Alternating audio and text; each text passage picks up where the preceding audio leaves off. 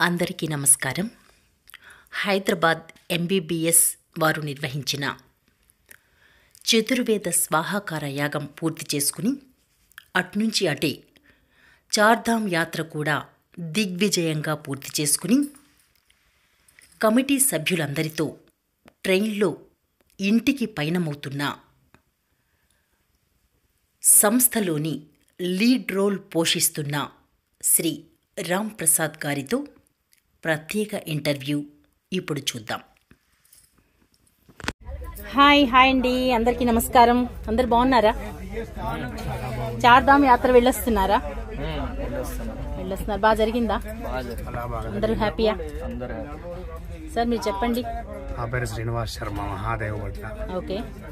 ఈ ఎంబీబీఎస్ దానిలో నేను మెంబర్ని. ఎంబీబీఎస్ అంటే మహాభాగ్యనగర బ్రాహ్మణ సేవా సమితి. ఓకే. దానిలో ఒక మెంబర్నే. నేను కూడా ఈ కార్యక్రమాలకు వెళ్తూ ఉంటా. నా వంతు సహకారం చేసుకుంటూ, నా వంతు సేవ చేసుకుంటూ నేను ముందుకు వెళ్తూ ఉంటాను. కార్యక్రమాలు కూడా అత్యంత వైభవపేతంగా నిర్వర్తించడం జరుగుతుంది. ఓకే, చాలా సంతోషం. నమస్తే అండి, మీ పేరండి? నా పేరు రామ్ ప్రసాద్ శర్మ. సార్, నేను మహాభాగ్యనగర బ్రాహ్మణ సేవా సమితికి వ్యవస్థాపక సభ్యుడిని. ఓకే. 2005లో ఈ యొక్క సంస్థను స్థాపించాము. 2005లో ఈ సంస్థను స్థాపించాము. ఓకే. వైభవంగా దాదాపు భారతదేశంలో ఉన్నటువంటి యొక్క జ్యోతిర్లింగాలు, క్షేత్రాలు, తర్వాత అష్టాదశ పీఠాలలో అనేకమైనటువంటి వైదికమైన కార్యక్రమాలు శ్రద్ధతో నిర్వహించాము. చాలా సంతోషం. తర్వాత ఈ సంవత్సరము ఋషికేశ్లో చతుర్వేద స్వాహాకార పూర్వక మహారుద్రం చండీ అనేటువంటి ఒక మంచి కార్యక్రమాన్ని ఏర్పాటు చేశాము. ఋషికేశ్ ఎంచుకోవడానికి కారణం ఏంటండి? దేవభూమి అనేటువంటి కార్యక్రమంలో, దేవభూమి కాబట్టి దేవభూమిలో ఈ కార్యక్రమం చేస్తే మహాపుణ్యం ఉంటుంది. అంటే ఒక్కొక్క సంవత్సరం ఒక్కొక్క ప్లేస్ నిర్ణయించుకున్నాము. జ్యోతిర్లింగాలు అన్ని అయిపోయినాయి. తర్వాత అష్టాదశ పీఠాలు అయిపోయినాయి. ఇంకా మిగిలింది ఏంటంటే కాశ్మీరియతు సరస్వతి, లంకాయాం శాంకరీదేవి, ఈ రెండు మాత్రమే మిగిలాయి. ఇప్పుడు ఏంటంటే ప్రతి సంవత్సరం కూడా ఒక దగ్గర చేస్తున్నాం కాబట్టి ఇది దేవభూమి. దేవభూమిలో ఈ పవిత్రమైనటువంటి లక్ష్మీనారాయణులకు ఇష్టమైనటువంటి ఒక భూమిలో, ఇటువంటి దేవతలు నివసించినటువంటి భూమిలో ఈ కార్యక్రమం చేస్తే బాగుంటుందనే ఉద్దేశంతో చతుర్వేద స్వాహాకార యజ్ఞాన్ని తలించాము. సభ్యులు, వచ్చినటువంటి యాత్రికులు అందరి సహకారంతో వైభవంగా మంచి వేద పండితులు, చక్కగా చదువుకున్నటువంటి వేద పండితులు వచ్చిన వాళ్ళ సహకారంతో ఈ కార్యక్రమం అంతా విజయవంతంగా పూర్తయింది. ఇది ఇప్పుడు చార్ధామే అని ఎందుకు అనుకున్నారు ఈ సంవత్సరం మీరు? చార్ధామ్ అంటే మేము అంతా అయిపోయిన తర్వాత ఒక కేదార్నాథ్ ఒకటి కూడా మిగిలింది జ్యోతిర్లింగాలలో.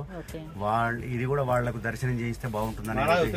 చార్ధామ్ అంటే సాహస యాత్ర అంటారు, సాహసోపేతమైన యాత్ర అంటారు.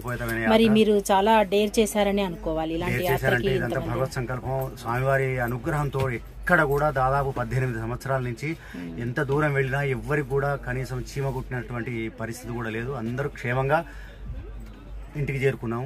ప్రతి కార్యక్రమం ప్రారంభంలో కొంత ఇబ్బంది కలిగేది. తర్వాత ఒక వారం 15 రోజులు కాగానే పరమాత్ముడు అన్ని మేము తలుచుకున్నటువంటి కార్యక్రమాలన్నీ విజయవంతం చేయడానికి బాటను సుగమం చేశాడు. చేయడం వల్ల ఇది సంపూర్ణమైంది యాత్ర.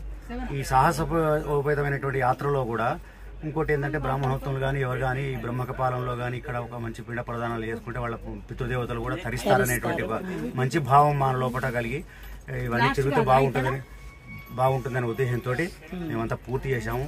ఎంత కష్టమైనా, అంటే యాత్రలో కొంత క్రిటికల్ పొజిషన్ వచ్చినా, కొంచెం కష్టం ఎదురైనా కూడా అందరు సహకరించారు. కొంత యాత్రికులకు కొంతమందికి కొంత ఇబ్బంది కలిగినా కూడా పాపం అందరు సహకరించారు. మాకు భగవంతుడు ఎంత శక్తి ఇచ్చాడో అంత శక్తిని ఉపయోగించి వాళ్ళకి సేవ చేసేటువంటి సేవ చేశాం మేము. సరే, చిన్నటువంటి పొరపాట్లు ఏమైనా కూడా క్షమించమని వేడుకుంటాం. ఇంటికి 4 గెస్టులు వస్తేనే ఏదో అలజడి వస్తుంది, ఆవేశపడతాం, హడావుడి పడతాం. అలాంటిది ఇంతమందితో మీరు ఇంత యాత్ర చేసి వచ్చారు అంటే అది భగవత్ సంకల్పం అనుకోవాలి. మీ సంకల్పం కూడా చాలా బలమైనది.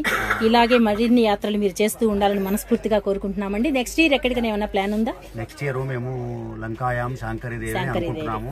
అది అప్పుడు ఉన్నటువంటి పరిస్థితులు, ఏ కాలంలో చేస్తే బాగుంటుంది, ఎట్లా ఉంటుంది అనేది మనిషి తర్వాత మా సభ్యులందరం కలిసి నిర్ణయించుకున్న తర్వాత దాన్ని ఏర్పాటు చేసేందుకు ప్రయత్నం చేస్తాం. అందులో కూడా అందరినీ మన వాళ్ళని భాగస్వాములు చేయాలనేటువంటి సంకల్పం ఉంది. తప్పకుండా మీ యాత్ర వచ్చే సంవత్సరం కూడా ఇంతకంటే ఇంకా బాగా సంతృప్తిగా మీరందరూ వెళ్లాలని, తిరిగి రావాలని మనస్ఫూర్తిగా భగవంతుడిని కోరుకుంటూ ధన్యవాదాలండి.